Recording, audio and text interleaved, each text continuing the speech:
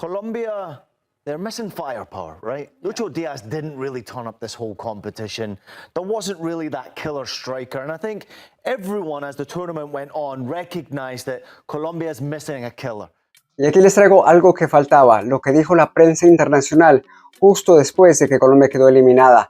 Dan su punto de vista, lo que esperaban de Colombia, la decepción, lo que les hacía falta, lo que nos hace falta, que son muy claros en eso, muy claritos. Escuchen lo que dicen y creo que todos lo reconocemos, así que esperen eso. Ya saben, suscríbanse al canal, denle like al video, el pulgarcito me ayuda mucho.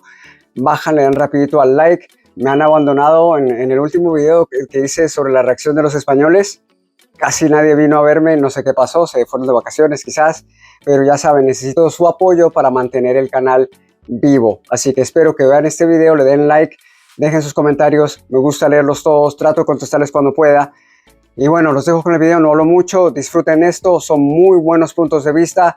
Los dejo, pronto vendré con un pedacito, creo que va a ser un corto, sobre nuestros delanteros y sobre la mitología que tenemos sobre eso. Así que esperen ese corto y después otras cositas, ya se viene la temporada en Europa y todo eso. Hay un video muy bueno que armó, creo que son dos videos que hizo nuestro amigo Dennis, ¿se acuerdan de él? Él hizo un video bien especial hablando de Lucho Díaz. Eso se los voy a traer también subtitulado, traducido muy pronto. Esto es Golazo, hasta pronto. Look, let's talk. Both Manuel Akanji and Davinson Sánchez stepped up pretty early in that shootout and missed the pressure getting to them. Both very experienced. Do you want your centre-halves taking penalties so early? Like, why? I don't really want to see my centre-halves taking penalties until like the 7th or 8th, unless you're like Van Dijk or John Stones, where I can see like a really technical centre-half, like Ronald Koeman, people like that have got, you know, high technique. I don't really want to see that. You need someone that's got high technique, because as soon as you get tired, the first thing that leaves you will be your technique. And them penalties there, you know what I mean, Davinson Sánchez has hit that as hard as he can. I'm surprised that crossbar didn't get broke. And then obviously, you know, we've seen Akanji, he hit it out to the canteen. So they were really bad penalties. People got excited about Colombia though, didn't they? They thought they were going to go far in this contest. Yeah. Why? Luis Diaz, I think, underperforming. Right. 1 goal, 1 assist. When you're the leader of a team, that is a talented team. They have, you know, they have talents, but when you rely heavily on one player, especially in Luis Diaz, and he gives you not a bad World Cup, but not a good enough World Cup, then I think it's difficult. James Rodríguez is James Rodríguez and will always be. Yep. He can last an hour at best. And then after that, yes, you're very solid. You've got a very good back four, as we can see here. But the rest, you lack a bit of creativity. And I think this is that. If Luis Diaz is not on a good day, then you will struggle to create anything. And Luis Suarez, the Colombian one, obviously, great season in Portugal with Sporting, but a really poor World Cup team. I think part of the expectation on Colombia comes because the Copa America finalists. Seeing Colombia over the last few years, high tempo, high energy, very physical side, but none of that was on display today. And for me, that was a surprise.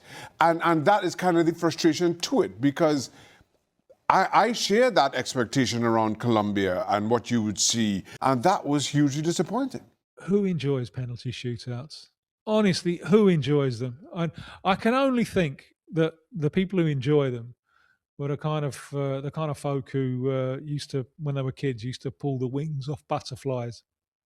It's so cruel because in order to conclude the penalty shootout, there has to be a villain. Someone has to miss. Someone has to be the individual villain in a collective sport, and I find that so cruel. I honestly don't know how they do it. Maybe it never should have got that far, because over 120, I think Colombia were the better side, and the side that was looking to end it before penalties. But it's a side that doesn't score a lot of goals. They played a tremendous game against Portugal, 0-0.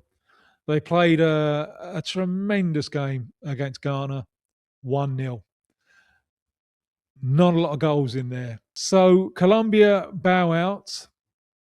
They bow out unbeaten. They bow out unbettered, which is, well, maybe a nice way to bow out, but also a very frustrating way to bow out. And you feel that there was more in them, and it's a farewell to James. It's a farewell to Quintero. These are players who are going to take some replacing. There is a Copa America coming up in 2 years' time. We don't know whether that's going to be in the States or whether that's going to be in Ecuador. But Colombia have got to use all of these opportunities to build for the future. Because if there's one South American country who hasn't won the World Cup, who are capable of doing so, I think it is Colombia. Colombia, they're missing firepower, right? Lucho Diaz didn't really turn up this whole competition. There wasn't really that killer striker. And I think everyone, as the tournament went on, recognised that Colombia's missing a killer. They just didn't have it. And that was clearly evident in this game today. Switzerland gave them opportunities. The last opportunity in extra time skied over the top of the crossbar after that one error defensively. But this game was very, very close. It could have gone either way. Obviously comes down to penalty kicks. It's a horrible way to lose. It's a great way to win. Now you build momentum going into that massive game against Argentina. Do you think Colombia, Ian, I mean, certainly they'll look on this as a disappointment. They would have expected to beat Switzerland, were maybe guilty of looking to that game against Argentina. Everyone was talking about it, the South American battle, and not getting business done here against a team that they felt, as I said, they should beat. I don't think they underestimated Switzerland. I think they recognised the Swiss were on a 10-game unbeaten stretch coming into this game. They knew that there was a threat there. They knew that they were going to have to defend for large parts of this game, but also take their opportunities when it happened in front of goal. Davinson Sánchez, I thought, was excellent along the back line. Obviously not great at taking a penalty kick, but what he did do throughout the game was very, very good. Good leader alongside Lucumí. I mean, they're excellent defensively. They were. They're difficult to beat, Colombia. Terrific supporters, but I wanted to see more offensively throughout the whole tournament from them. I totally agree. That's what was missing, right? James Rodríguez didn't really turn up, and at 34 years old, I didn't really expect him to turn up. Luis Diaz is probably the biggest disappointment, I think, from this group. Because after the season he had at Bayern Munich, he played 51 games, and the guy was electrifying in the Bundesliga. Perfect partnership alongside, obviously, Harry Kane, the way he took opportunities, but also created opportunities. And he looked a little tired, maybe fatigued. I wouldn't blame him. He's played 51 games at Bayern Munich, plus all the international games as well. Does he play better when we've seen him in club football, obviously for Liverpool and now Bayern? Does he play better when he's got a goal-scoring striker to feed off? Because Luis Suarez... Who doesn't, Adam? No, I That's know, but what question. I'm saying is Luis Suarez for Colombia just wasn't scoring and didn't really look that clinical going forward. And did that affect... Well, they're all Diaz? hoping that he was going to be the man, Luis Suarez. He gets his opportunity in game one, and it didn't turn out to be the case.